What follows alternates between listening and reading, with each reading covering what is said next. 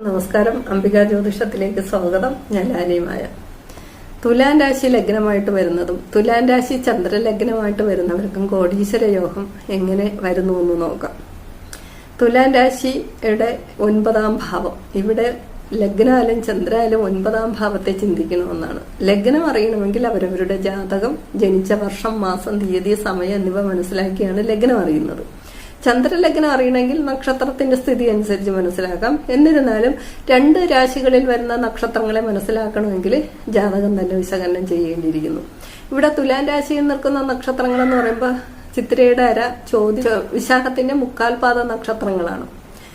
അപ്പോൾ ചന്ദ്രൻ ആ രാശിയിൽ തന്നെയാണ്. ലഗ്നത്തെ അറിയണമെങ്കിൽ ജാതക വിശകലനത്തിൽ കൂടി മാത്രമേ പറ്റുള്ളൂ. ഞാനിവിടെ തുലാൻ രാശി തന്നെ ലഗ്നമായിട്ട് കണക്കാക്കുന്നു. ഏറെക്കുറെ കാര്യങ്ങളും മനസ്സിലാക്കി എടുക്കാൻ പറ്റുന്നവർക്ക് എടുക്കാൻ അതിനനുസരിച്ചുള്ള കാര്യങ്ങളുണ്ട്. കാരണം എന്ന് പറഞ്ഞാൽ ഇപ്പോൾ ലഗ്നം കർക്കിടക